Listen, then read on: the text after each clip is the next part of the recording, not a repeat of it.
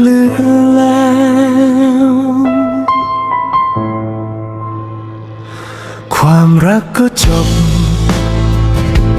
เหมือนฝนหยุดรินเหลือเพียงไหลเปียกไหลฉันเงียบเหงาความรักก็จบย้อนคืนมาไม่ได้แม้ฉันคว้าเก็บทุกลมหายใจไม่มีรักเหลือแล้วเพราะเธอไม่อยู่ในทุกฝันเลยไม่มีใครรอฉันตรงปลายถนนความรักนั้นตอนนี้เหมือนหมอกควันลับสลายไปในราตรีไร้ภาพจำไม่มีหวังไม่มีเฝ้ารอไม่มีใครเผาใจฉันให้ลุกโชนความรักนั้นตอนนี้คือเพียงฝันตื่นขึ้นมามีแค่รถคนคืนโนความรักได้ไกลห่างไปคำคืนฝันรวมตามทุกจังหวะหายใจโอ้ไม่เหลือคำใดจะพู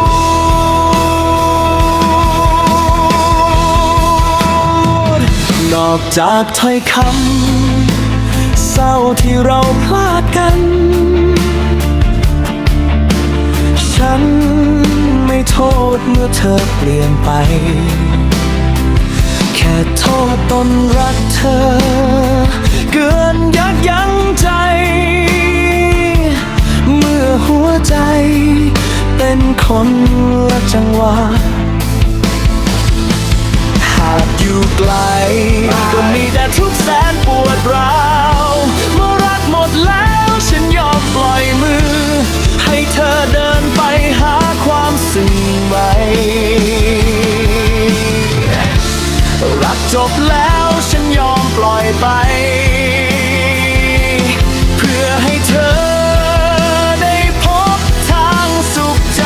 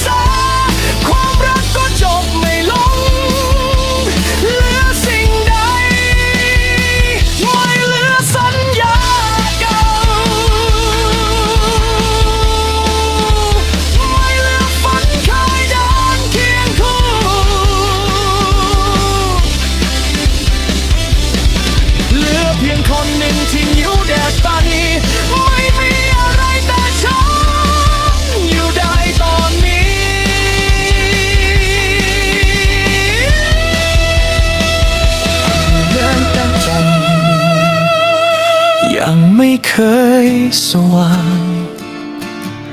เหลือเพียงรักดีกอดฉันผู้เดียว ความรักก็จบไร้ถ้อยคำร้าวรานเหลือเพียงใจเบาบางเงียบงันไม่เหลือสิ่งไหนเหลือเพียงฉันและวันคืนผ่านพ้นฉันก้าวต่อไม่หันย้อนกลับไปเพราะเราสองได้หล่นหายจากกันจริง